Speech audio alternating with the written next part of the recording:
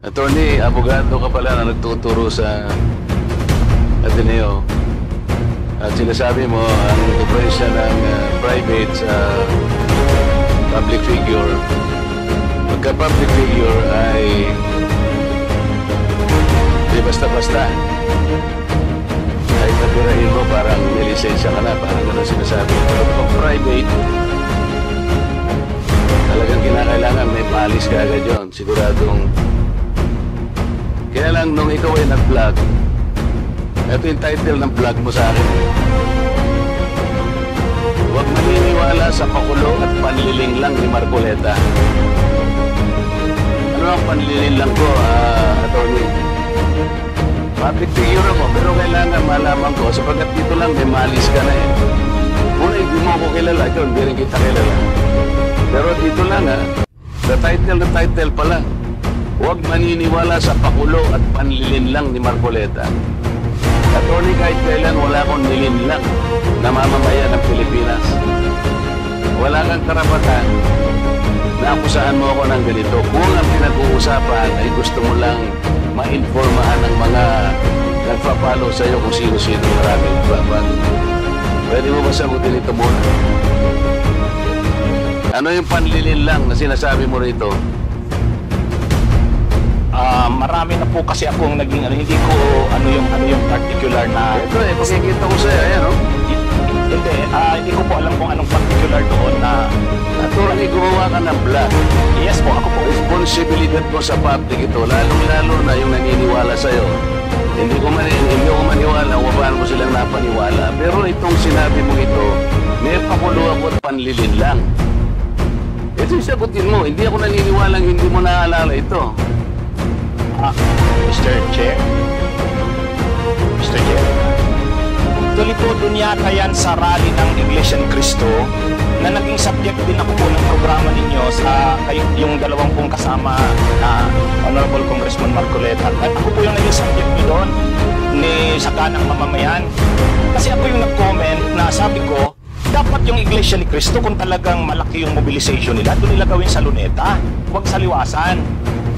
Yun yung kasi, pag sa liwasan ko Hindi huwag mong nililihin sa usapan, ano? Pinag-usapan yung panlilin lang na sinasabi mo at pakulo. Walang kinalaman yung rally ng INC dito. Doon po kita, Honorable Congressman. Anong panlilin lang na ginawa ko doon sa rally? Yung po yatang speech nyo doon Hindi sa... pa yata, kailangan siguruhin mo.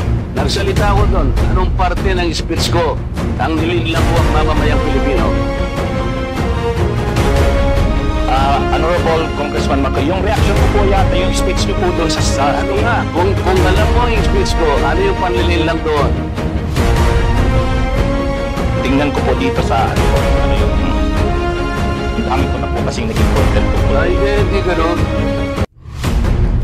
Ako kapag sinabi ko, alam kong pinagbabasihan ko. Kahit matagal na yon, maaalala mo, pag nilinlang ako ng isang tao, alam ko, problema sa inyo, hindi ko nilalat ng vloggers, ano? Ako, hindi ko minamasama yung vlogs. Yan ay part ng ating free speech. Expression.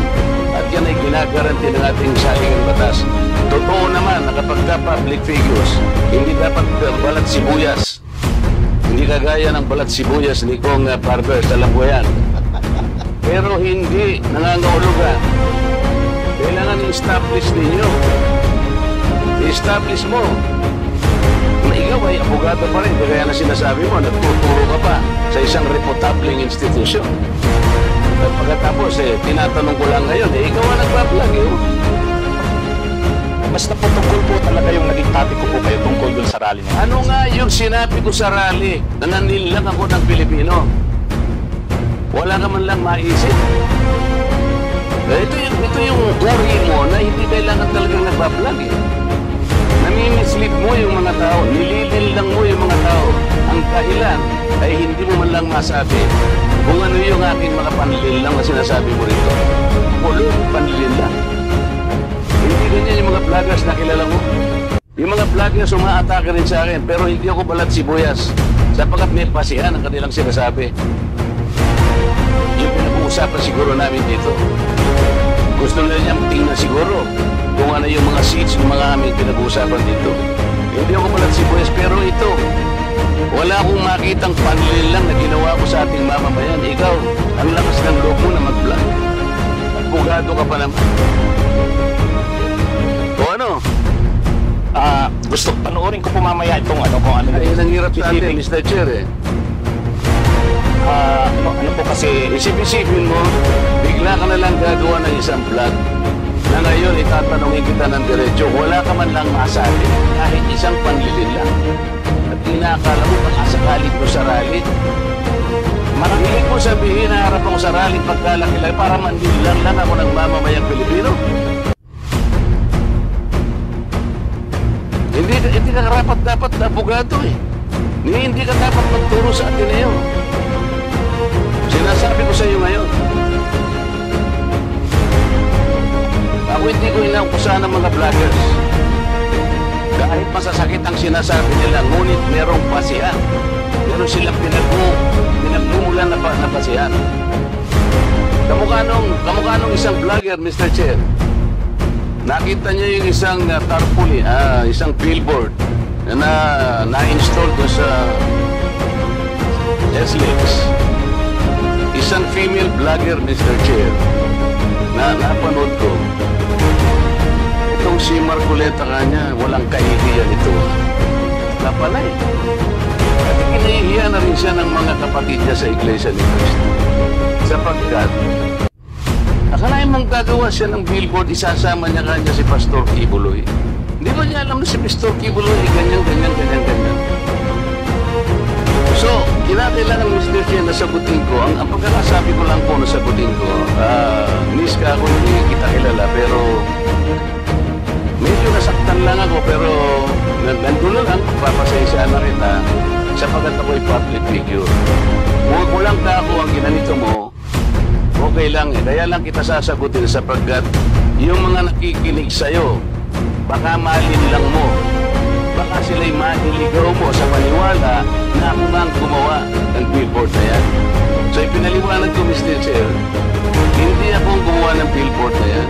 Nakita ko na lamang po na biglang kasama po ako ron. At hindi naman po ipinaalam sa akin nung gumawa.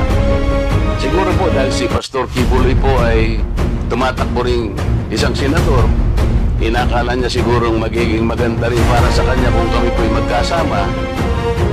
Ako naman po'y wala namang magagawa tungkol doon. Pero hindi ko na po, wala na po akong reaksyon sa public figure nga po ako eh. Lahat kami ay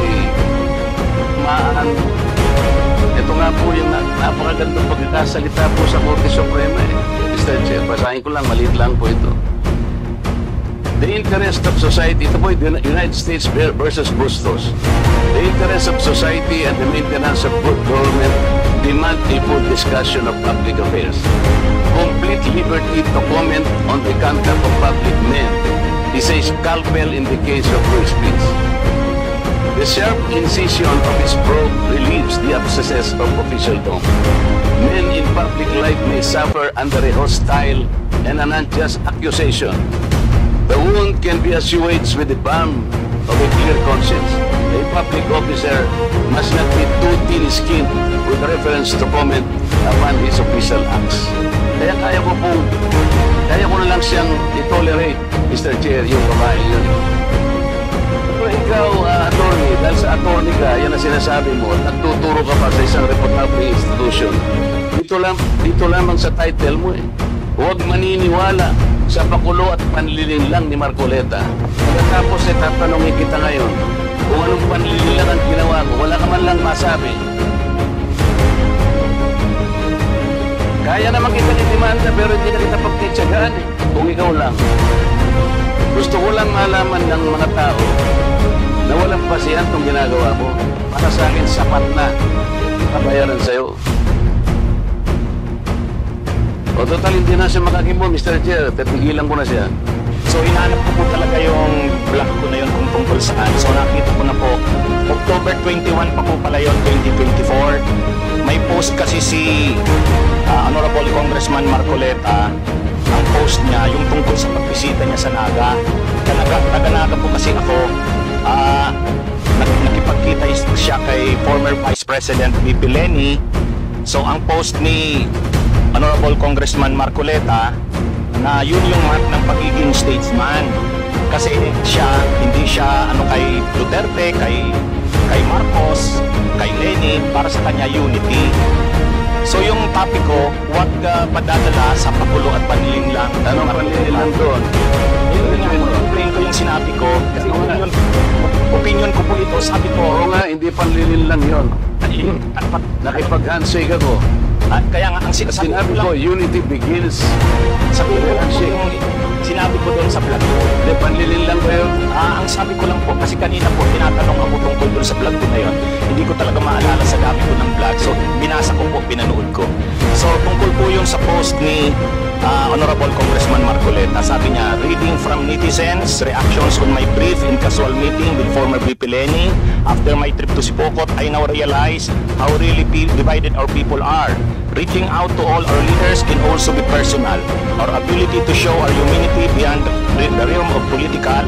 How else are we able to exemplify the true meaning of statesmanship if you refuse to extend your hand to all who wants to grasp it? I believe unity always begins with a handshake. Tapos may picture siya, kasama niya sa BBM, si Duterte, si Leni, si Sara. Ang reaksyon ko doon, sabi ko, wag tayong padadala doon sa pakulo na yon at panililang nagkunan. Kasi sabi ko, ang totoong statesman, ang paninindigan niya para sa bayan. Hindi ko nakita kay Congressman Marcoleta na ang mga paninindigan niya sa issue ay para sa bayan. So honest opinion ko po yun. Yun po yung, hindi po ako doon, hindi po malicious yung intention. Mr. Chair, may idea. Marcoleta na Pinutol mo lang, attorney. Ang kasunod nun, alam mo, tingnan po ninyo yung record ni attorney ni Congressman Marcoleta. Siya yung nagsara sa ABS-CBN. Ang yabang-yabang niya. Yes. Isipin mo, sasabihin mo sa you do not even know the issues. Attorney, alam mo ba yung issue sa ABS-CBN? Yes. What do you know about it? Mr. Chair. Hindi ka nagmamit attorney, please. Mahaba po yung mga issues. Pero ang issue pong issues doon, maraming hindi binabayaran na tax ang ABS-CBN, may mga properties na in-acquire na illegal yung pagkaka-acquire, hindi binabayaran ng mga workers. So, mainly po yun yung nakita kong na-raise yung issues nung pinasara yung hindi binigyan ng renew yung franchise. So, Mr. Chair, ano ang pandiling lang doon? Hindi mo alam yung Philippine Depository Receipts, hindi mo alam yung corporate layering, hindi mo alam yung transfer pricing na ginamit nila para magkaroon tax evasion through Big Beaver. Hindi mo alam ang napakarami doon. Pagkatapos, pagbibintang ka na, nakulo lang lahat ito, at ako'y nanglilita. Ano ang binibigay mo sa followers mo, Mr. Chair? Wala kang masabi na panlilinan. Ang sinasabi mo ngayon, opinion eh. Pwede kang umabi ng opinion. Attorney ha, kung talagang attorney ka. Pero huwag kang mag-chat-chat na ako'y nanlilang ng mamamayang Pilipino. You want to reply, Attorney Ricky? Yes, Mr. Chair. Yun po yung, kaya ko po sinasabi na yung ako naninindigan na yung vlogging ko, hindi po fake news kasi opinion ko po yun. Basta mo na lang sasabihin, Mr. Chair, na opinion mo yun, pero pinangsagat, pinarge mo ako na manlilin lang. Hindi ka pa magsasabi ng facts mo kung paano ako nandil lang ng Pilipino. Abogado ka, di ba? Mr. Chair, abogado daw ito. Attorney, you want to answer back? Again, Your Honor, yun na rin yung sinasabi kong concepts natin na ang mga public officials, talagang open sila na punahin, i-criticize. Medyo masakit minsan, pero yan yung pagkakaiba ng public official sa private citizen. Mr. Chair, hindi siya nag-criticize. Sabi ko nga, binigyan kita ng halimbawa doon sa isang babaeng vlogger na sinabi niya, tanga ako at ikinahihiya ako ng lahat ng mga members ng INC. Pinatawad ko na siya ron. Masakit yun, pero dahil meron siyang nakita gano'n. Pero ikaw, sinabi mo nanlinilang ako. Ngayon, sinasabi mo, may opinion ka, nanlinilang. Wala kang masabi ngayon kung ano-anong ginawa ko para manlinilang ako ng Pilipino. Hindi ka abogado Hindi opinion ito. Mr. Mr. Chair. Yes, yeah. Okay na po siguro. Kasi marami pa sigurong pag-usapan. Nasa Ikaw ang manigil lang. Okay. Thank you so much to both of you. We exhausted that issue and we let the both parties say their piece. And that's the spirit of this committee, no? Para maging balance po tayo. Fair. I want him to apologize, Mr. Chair. Kung abogado ka talaga, Sorry, Mr. Chair. I won't apologize. Opinion ko yun. With that, we'll do to the next issue, no? Ano na muna tayo sa interpellation. Balikan na lang natin mamaya issue yan. Kung ayaw niya mag-apologize, but I think we cannot force him to say sorry about it. Mr. Chair, I know that he decided for contempt. So there's a When point of he lies before this committee, So, he cannot even answer simple questions kung paano ko nilinlang ang mga Pilipino.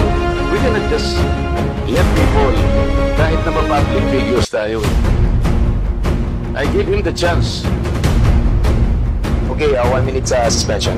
Parliamentary status ng ating committee. There's a motion that was moved by Congressman Marcoleta to cite Attorney Ricky in contempt. Unfortunately,